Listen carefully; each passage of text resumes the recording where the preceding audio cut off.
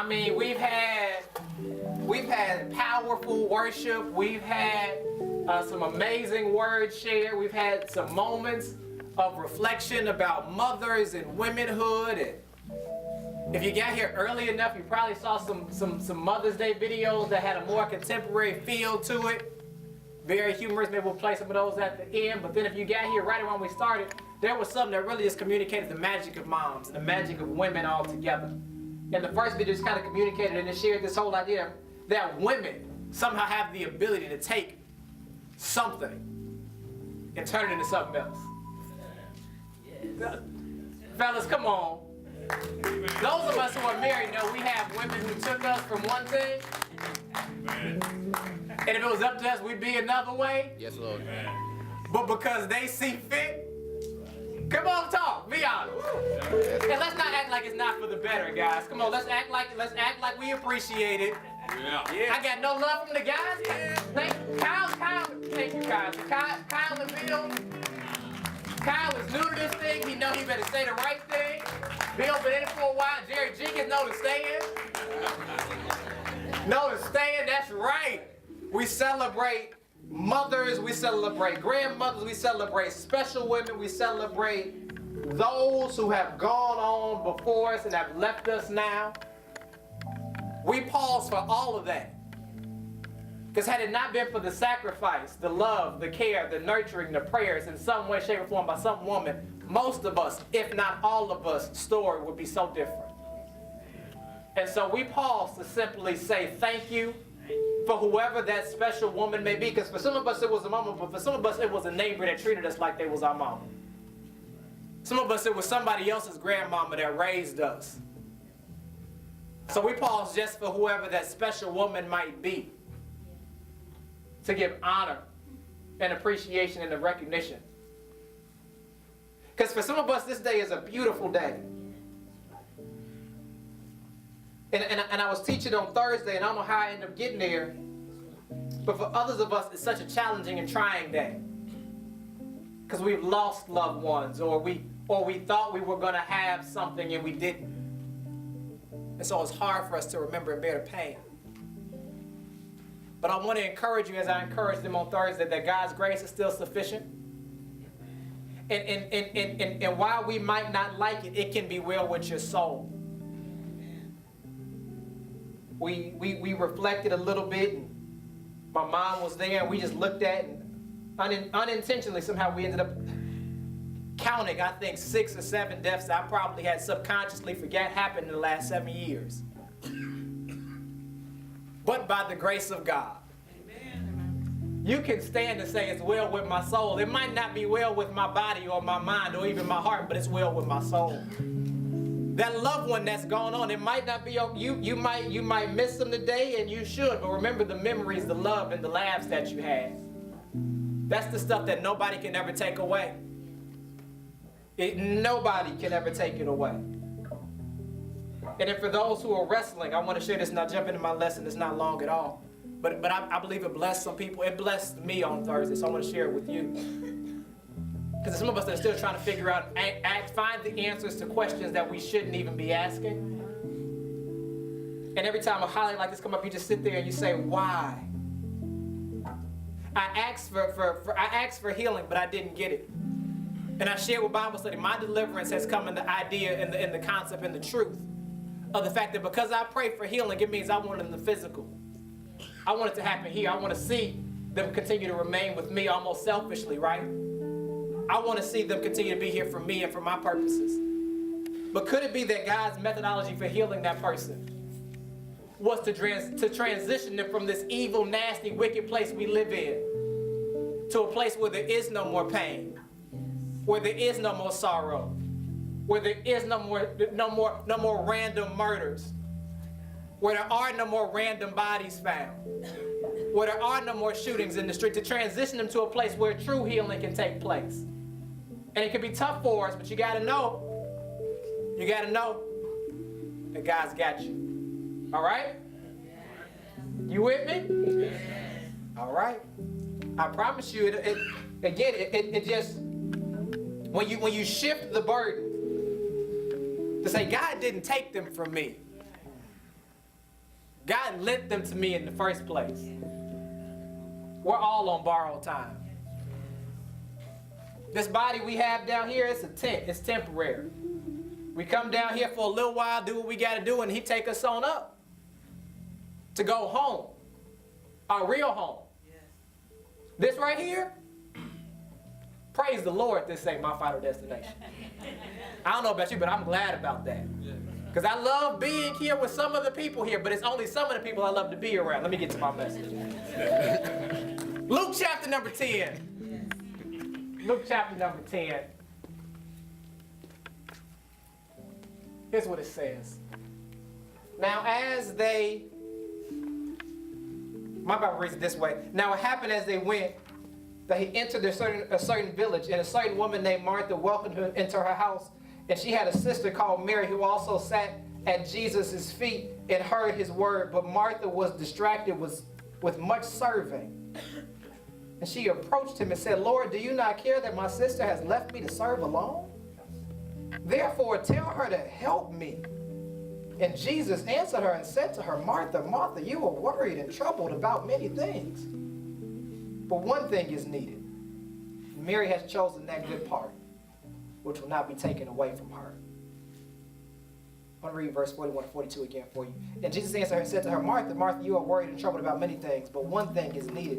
And Mary has chosen that good part, which will not be taken away from her. This translation says this way. But the Lord said to her, my dear Martha, you are worried and upset over all these details. There's only one thing worth being concerned about. Mary has discovered it. And it will not be taken away from her. For the few moments we have together, I want to just use this as an idea. The frustrations of a fixer. The frustrations of a fixer. Thank you so much, Mike. I love the strings, man.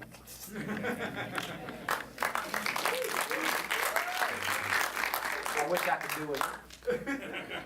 Play it in my mind. Frustrations of a fixer. This is going to be a sermon that, while it's preached on Mother's Day and it applies for a lot of mothers, I believe is relevant to all of our lives. As so many of us, whether or not we would define it or admit it, we have the tendency to try to be a fixer. Amen. Everything has to be just right. Amen. And some of us don't even know what putting something right is, but we try it anyway, so we mess it up. We scurry and we scramble and we overdo it and we underdo it and then have to overcompensate, or we do something in an attempt to make something better, but we mess it up and make it worse. And there's others of us that we're so focused on trying to fix people and fix things, and I gotta fix their relationship, and mine's is hurting, but I'm so focused on theirs I can't see mine's is struggling. Just nod your head and say amen. Nobody know I'm talking about you. I'm so focused on trying to make sure they get a job that I'm losing my job. I'm so concerned about what's happening over here, trying to be helpful because they depend on me and they need me, and I've got to make this right. And ultimately, I could be missing the bigger picture. Amen. How many of you all fall in this category? Exhausted. Amen. No, okay. I thought I'd get a little more hands. Let's try another one. How about this category? Overwhelmed. All right, a little more honesty coming out. How about this one right here? Overscheduled. Yes, Lord. Yes, Lord.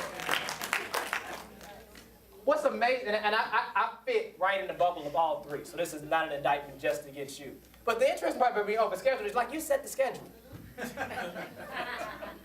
Like exhaustion is one thing, but the exhaustion probably comes from the overscheduling. The overwhelming probably comes from the overscheduling, and you set the schedule most of the time. I'm getting better about mine. I've totally delegated mine over, but all of us in some way, shape, or form have this capacity to either be there, are there now, or are on our way there. And the overwhelming theme I've been hearing lately from a lot of you who attend here, those who've been asking for prayer requests, has been, Pastor, I'm so tired. I'm so frustrated. And I'm frustrated because I'm tired, or I'm tired because I'm frustrated. I'm somewhere between the two. I don't know which one is causing which, but I'm both. I'm mad when I want to be happy, but I ain't got time to try and get happy. Ever felt like that?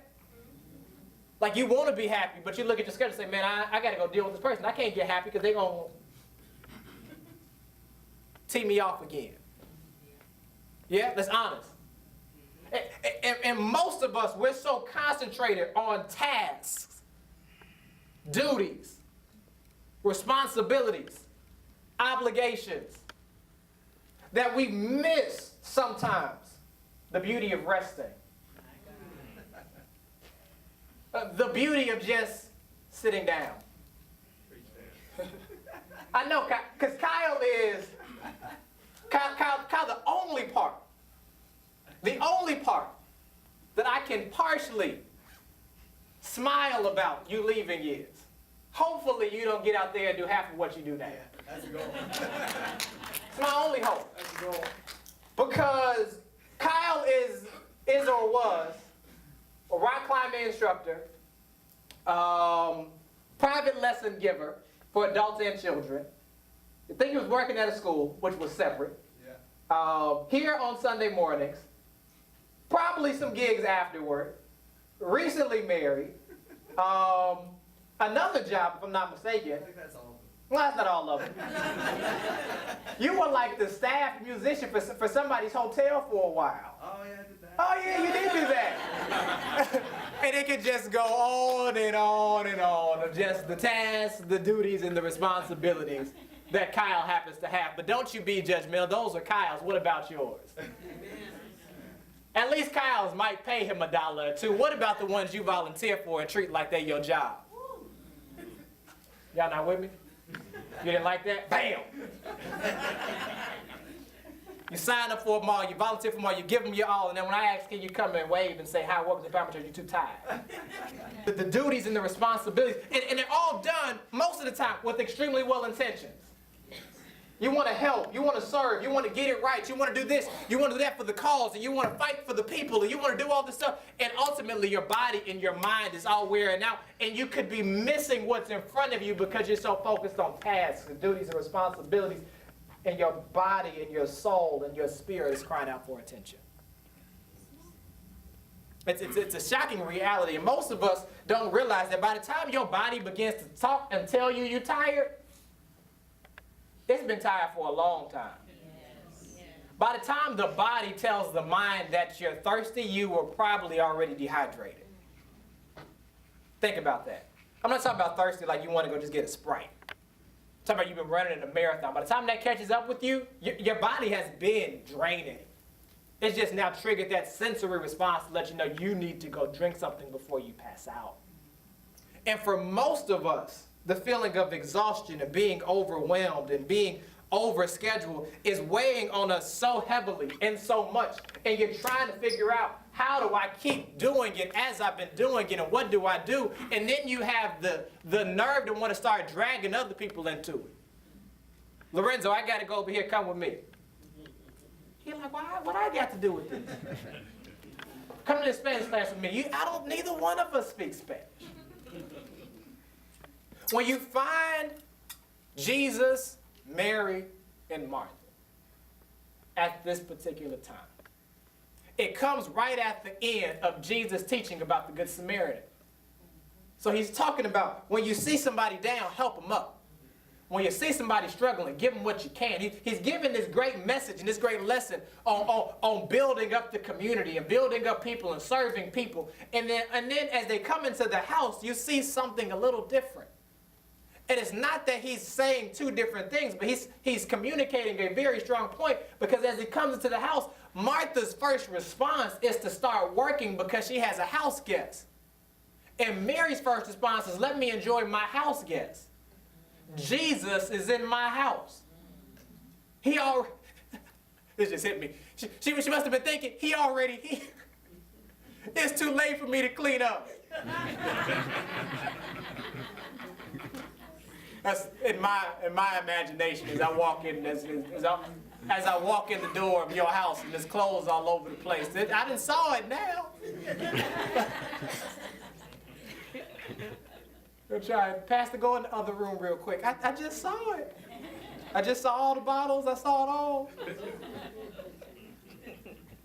She must have been thinking, I've got to enjoy him in his presence because he's here. But Martha, it says Martha gets to get into work, and then she gets so frustrated because as she's working, if you go to it, It says that as they appeared, she had a sister called Mary who sat at the Lord's feet. Now Mary's sitting there. She listened to his teaching at his feet. But Martha was, look at that word, distracted with much serving. Keep it right there, Ron. Don't move from that slide because I'm going to come back to this text. It says that she was distracted with much serving. Did you know, if you were to be honest, that your faithful responsibilities and tasks that sometimes you have to do daily can become a distraction? Y'all know what I mean? Let me see if I can catch you up. Sometimes our tasks, our duties, our responsibilities can still be a distraction to those that matter the most to us. That we can get so caught up in cleaning and cooking and doing this and getting this done and serving other people that we neglect and miss the presence of what's right before us. Yes. I'm so busy doing that I can't just be. Yes. That's what's happening here. It says she's distracted by serving, but Jesus is always saying, but you ought to serve. You need to serve. You're supposed to serve, but for the Son of Man did not come to be served, but to serve. The Bible is all about serving. But it says here that she was distracted by serving. You can be distracted by the duty if you don't recognize why you're doing it. What's it for? I'm doing it for this purpose and for this area and to accomplish this. But I can't do it at the neglect and the abuse of other people. Because look at what happens next. She's so distracted, she say to Jesus, she went up to him saying, Lord, don't you see my lazy sister has left me to do all the work? I'm over here breaking my back like I'm the last stepchild in Cinderella. And all the rest of them are over here just crowded around you eating and listening to your stories? Say something, Jesus. Do you hear the indignation?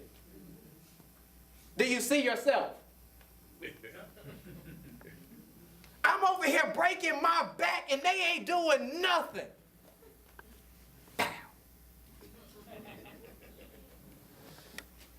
Could it be that we have become so distracted by some stuff that we're missing what's really happening in the moment? Could it be that we become so distracted by stuff that we're missing the real moment? That wasn't a moment for cooking, for cleaning. That was a moment to enjoy the fact that Jesus was there. And for some of us, our lives are so cluttered with stuff that you're missing the fact that Jesus is available. You say you don't pray because you don't have time. That means you're too distracted by other stuff. If you say, and it happens all the time, Pastor, I don't have time for that. You're too busy then. No amens? Amen. You want me to start checking stuff off on your calendar and show you where time is just wastefully placed? You can be so busy with the routine and with the stuff that you miss actually doing what he asked you to do because you're so busy just doing the work because you like to do the work. Our call is to love others. But I can get so caught up in trying to do it and do it what I believe is the right way that I miss sharing the love portion of it. I can do the task without actually sharing the love. You do know that, right? You've met some people. Again, let's use fast food, for example. You've met some people that can serve you your food without good customer service. Yes. The two are not mutually exclusive. I can serve you and be nasty at the same time. But that's not the call, right? The call is to love, to be gentle, to be kind. And so if I'm a serve, I can either serve with love or just be loving and not serve. And I'm not talking about here, that applies here. I'm talking about at home. I'm talking about at work. I'm talking about with people. I'm talking about with relationships. Because sometimes we feel like I've got to get this done. But if helping you is killing me, nobody benefits. Yes, yes. That if helping you becomes another big weight on this whole thing, and it takes away from my time and my ability to focus in on that which the Lord is speaking to me and saying to me, I can only pour out of my cup when my cup has something to give. But if my cup is so empty because I've been giving and not been getting, it's gonna be a little while, and that's just I'm gonna go to pour and ain't nothing gonna come out. You're gonna go to hit the gas on the engine and really hit the gas on the car and realize ain't no gas inside of here. Frustrations of a fix-it. Let me give you 3 things. Number 1. You have to realize where you are and recognize what you're focused on. She was not focused on the fact Jesus was with her. She wasn't focused on the fact she needed to be served in love. She wasn't focused on the fact she's supposed to be gentle and kind. She's focused on the fact that it's work to be done. And by all means, there is always work to be done. I don't even live with most of y'all, but I know for a fact that if your house is like anybody else's house, there's always something that needs to be done. Yes, Lord. But you can run it so hard that you neglect that which is most important. The Bible says that I ought to love God with all my heart, all my mind, all my soul, and all my strength. I mean, also to give him all of my attention, and everything else comes after it. And it is a responsibility of us to serve God, to love our families, and then everything else. You do know that, right? It's in that order. In Ephesians, it talks about it, makes it very clear. Husbands, love your wives as Christ loved the church. Wives, love your husband. Then it goes on to talk about children. Children, honor your parents. Like it's one big circle, but it all starts with God. Trickles to the family. And then it spreads out. But I can't serve the world and leave my children alone at home to fend for themselves. I can't serve the world and come home and be too tired to give them that which they need the most. I know. Pretend it's not Mother's Day. Pretend I told you this sermon next time where you don't feel like I'm giving you an unhappy Mother's Day sermon. I can't be so depleted by the time I make it home that I can't be who I'm supposed to be at home, whether I'm a mother, a husband, a son, a daughter, a man, a woman, anything. The dog needs attention. I don't got one. That's why I really We was talking to somebody one day. This man talked Jerry out this dog that she'd been dying for. I was like, thank you, Jesus. He compared it to another baby, and she was like,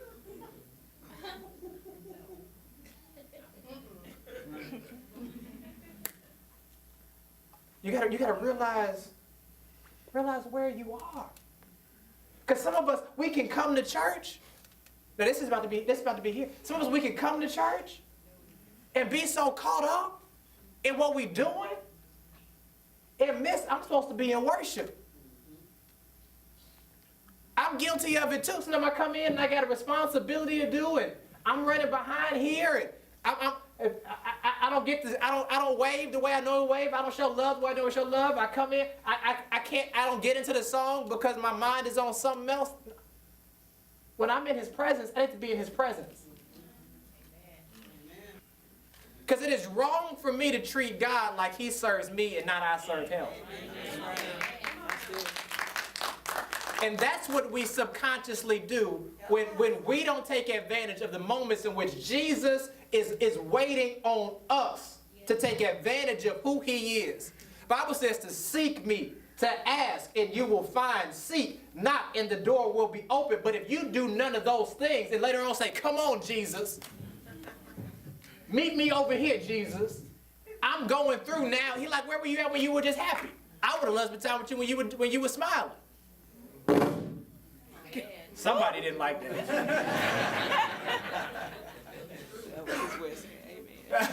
Somebody said so.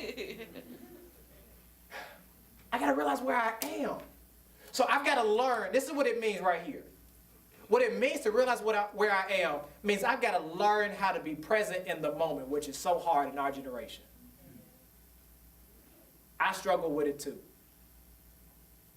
And what does it mean? It means I got to be present. And to be present don't mean I'm physically there. You do know that, right? It was a learning experience for me, but I learned it. That there is a difference between me being with you. Here goes, here, I'm going to make this as plain as I can. You've just lost your loved one. I'm sitting there with you because you called me over to come and comfort you. And I play with my phone the whole time. Why did I even come over? I'm present. I was here. I could check the box and say present. No. Present is I give you my attention, my love, my care, and my concern. And that's what Martha's not doing here. Martha's working. Let me do this and let me do that. And Jesus is like, sit down. Look at what happens next. Like, the Lord said, Martha, Martha, you are anxious and troubled about many things, but one thing is necessary. When you here with me, nothing else matters. Do you know what that really means? Like get what that really means. What that really means is, at every given moment in my life, nothing else matters. So you missed it, but I'm gonna help you out today. I don't need my therapy seat. Because it hit me just now. It's not at all in any of these notes. The fact that Jesus is always with me gives me the confidence, the security in everything that I need to know that regardless of whatever else is happening around me, I dare not neglect the fact that his presence is still with me. So if I'm at work and it's stressful, I got to know he's still with me. I don't have to go find Jesus because he's already with me. I don't have to pray Jesus show up because Jesus is already with me. I don't have to make some of these requests that I make. I've got to become conscious of his presence always active in my life. Like that's the difference right there. And so, I don't know where I was going before that. Here it is. Frustrations of a fixer. Because I'm so busy trying to fix it, I don't let Jesus fix it. I got to manipulate my way through it. How many of y'all have lied on something on your job because you didn't want to tell the truth? How many of y'all have had some unexpected passings in your family at work and you just glad they didn't ask you for an obituary? Y'all done took them days off work knowing good and well. But I got to go down to Mississippi.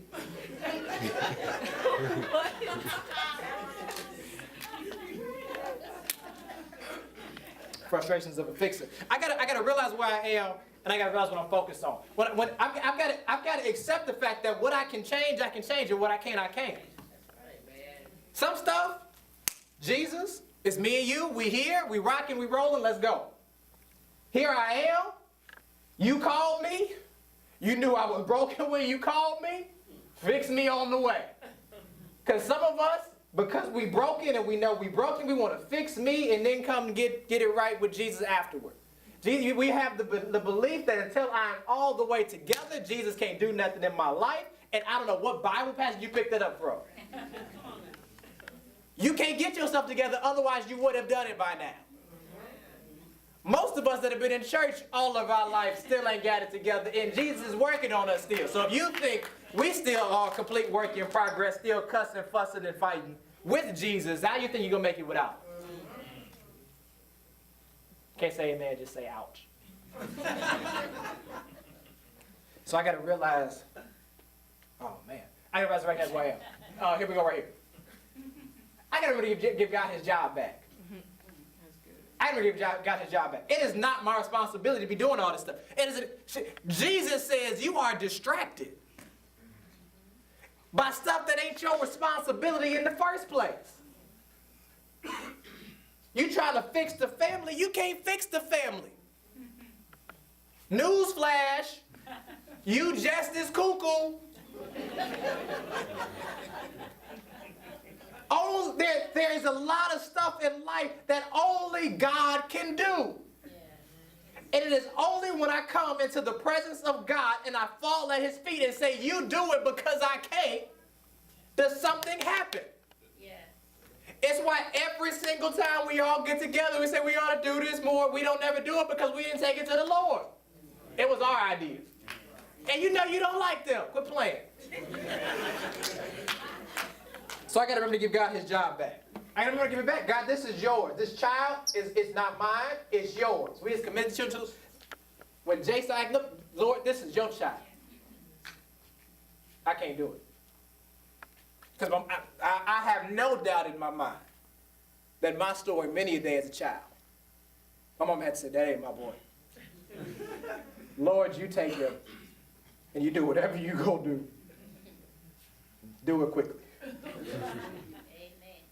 Hey. You just need to know there are many days, Mom, I pray it's Lord to do something with that woman, because that woman right there, she's a fine piece of work. Thank you, Ron already knew. Resist the pressure of working for God and miss being with God. I can be so busy doing what I believe is serving the Lord that I can miss the fact that God is using me. I can miss the fact that I'm doing it for God in the first place because I'm so busy working. I don't accept the fact that God's doing something in my life. I'm just busy doing work, and when you're just busy doing work, why am I doing it? If I'm not doing it so I can grow into who He is, who He's making me, who He's molding me, if I'm just doing it and I'm not taking the time to grow and develop and to nurture, why are we here? He said there's one thing necessary, and Mary has chosen the good portion, which will not be taken away from her. Mary realized, look, Jesus is here, in the point of me worrying, in the point of me tripping, let me just worship the Lord for who He is and let Him work everything else out. You're so frustrated because you haven't learned how to just give some stuff over to the Lord, to commit it to Him. And say, Lord, you really do got this, you really do got me, and I legit can't trip. I can't trip because you got this and you got me, and if I start tripping, I'm going to think I got it. I can't trip because I'm saying you got this and you got me, and when I start worrying, that's taking it back off you, because either I'm worried that you ain't going to do what you're supposed to do, or I'm worried that I'm not going to make it happen. Either way it goes, that's not really saying, God, you got this and you got me. He said, Mary, you're troubled about many things. Another translation says you are distracted with it. You are so anxious about so much. And there's only one thing you need to be focused on right now. And a lot of your lives, you're so distracted by so much, so many people, so much responsibility. You got this much time for you, this much time for your personal life, and you're struggling and don't even know it. And your answer back is, I don't have time for me because the kids got all this stuff, and then he got all this stuff, and then she got all this stuff. Well, I'm going to be saying it over you real soon. Saying them words I don't like to say. For as much as pleases Almighty God and His wise providence, we take out of this world the soul of our deceased sister. Ashes to ashes, dust to dust. The frustrations of a fixer will kill you. Stress, it'll take you out. Not taking care of your spirit and your soul, take you out. Because here's what happens. As I don't strengthen my soul, my flesh gets stronger. You do know that, right? Like I might get more fatigued, but my flesh grows. As my spirit grows, Bible says in the passage I taught last week, Bible says this, that as my spirit grows, that the outward man perish, but the inner man get bigger. As I'm praying, my outward man is decaying. The flesh is coming off a little bit. Some of the stuff I used to like to do sometimes, I don't quite do as much no more as my spirit grows. But as my spirit gets smaller, my flesh gets stronger. And so as I don't pray as much, I might cuss more. Boom. Yes, Lord. If I don't pray as much, I might be ready to go in more. Boom. I might be more temperamental. I might be more frustrated. I might be more mad. I might not be as good of a person as I normally would be when I'm feeding my spirit. So I've got to give God His position back. I got to realize where I am, man. I'm drowning. Some of you are drowning and don't even know it. And then you come to me and you say stuff like, I don't know where to start. I'm going to be like, I don't know where to start either. Because everything is so important. You know people like that? I can't move this because I got to do this. Well, something's got to move. Or you got to find a way to add more time in the day. I mean, Kyle got a trick. You need to go ask him about it before he leaves. We all got the same amount of time.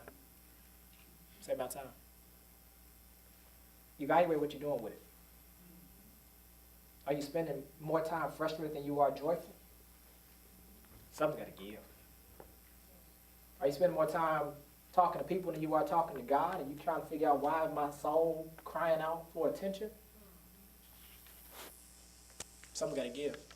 Of working for God and serving God, and not just being with Him. He says, "Lo, I am with you always, even until the ends of the earth." He says, if you cast your cares upon me, knowing that I care for you. He says, if you seek me, you will find me. God is waiting for you to choose Him. As simple as I can put it, He's waiting to be chosen by you. That's the question He asked right here. He says, which one I be saying? She has chosen the good portion. Here's the big question. What will you choose today? Will you choose frustration? Will you choose faith? Will you choose chaos? Christ. Pressure? Peace. Foolishness? Faith. Distractions? Discipline.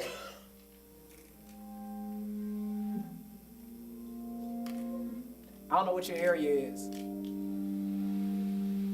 but man, woman, boy, girl, child, sister, uncle, daddy, brother, wife, boo, babe, anywhere in between any of them. Can't get married, don't want to get married, wherever you fit in. The frustrations of a fixer are real. The frustrations we all face are real. The fatigue we all face is real. In this next series we're going to talk about, I'm going to try to help all of us get to a place where we can breathe again. Because I don't know about you, but my life, before I just took a cold hard look at it recently, it was starting to feel like, I couldn't breathe. I couldn't breathe. I was feeling this pressure, and I couldn't figure out where it was coming from. I was trying to take the seat of God in certain areas. And not physically, but just mentally, I was wrecking my brain on some stuff. And I was asking Him to come and touch what I was thinking instead of saying, give me what you're thinking. And I don't know if you're going to be honest, but some of y'all, you feel,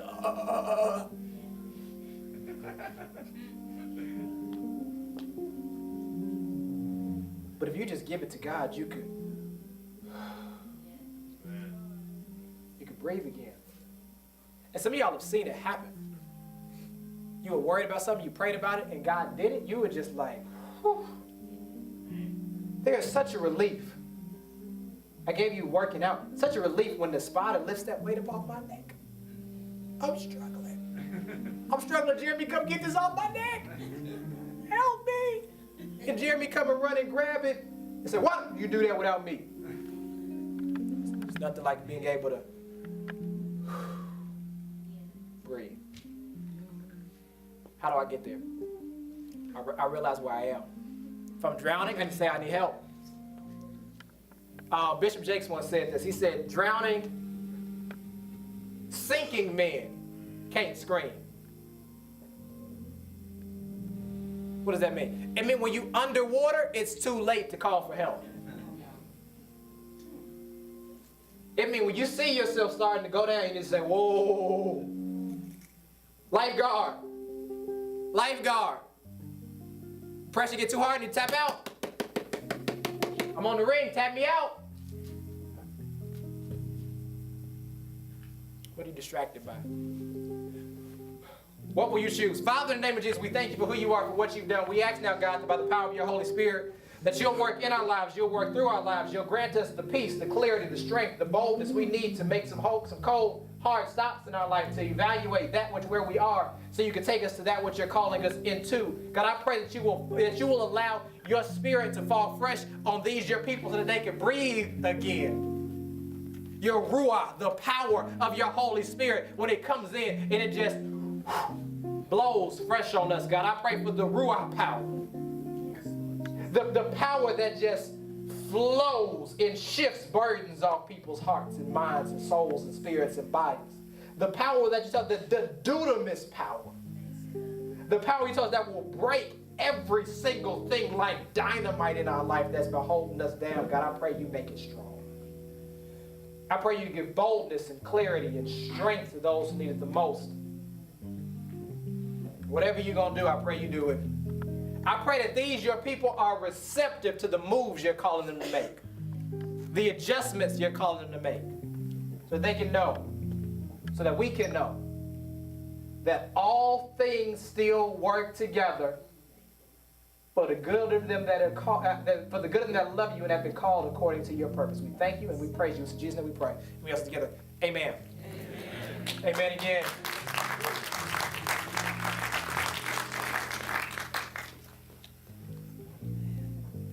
Well, listen, here it is.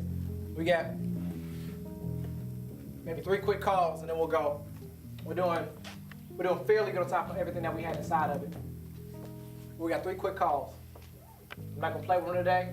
If it's you, stand, wave your hand, leave a message on the box. If you're watching online, don't wait, don't hesitate. If it's you, you know it's you. Don't be ashamed, don't be afraid. You don't have the breathing room to waste. Your oxygen is running so low, you don't have time to wait.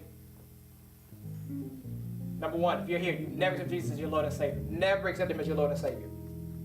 I want to invite you to do so today. To make the decision and say, you know what? I want to believe. I want to be born again. I want a relationship with the Savior. I want to be baptized. What does it mean? It means I'm a sinner and you have a Savior. It means you're just like all the rest of us. You've messed up. You've gotten off track. You've gotten off base, but you want to get it right. If that's you and you're here, hand, just wave, let us know you want to be baptized, fill out a card, or if you're watching online, let us know. On the website, whatever it is, let us know. Second call. You say, you know what, I'm without a church home. I've been looking for a place where I can grow, I can love, I can experience that which God is calling me to experience. If you're here and that's you, and you believe empowerment is your church, we're an imperfect place filled with imperfect people. We're serving a perfect God together, trying to get it right. Each day, take it step by step. Committed to reaching people, restoring lives, and impacting generations. If that's you, you say, you know, I'm ready to call the power of my church home. Stand, wave your hand.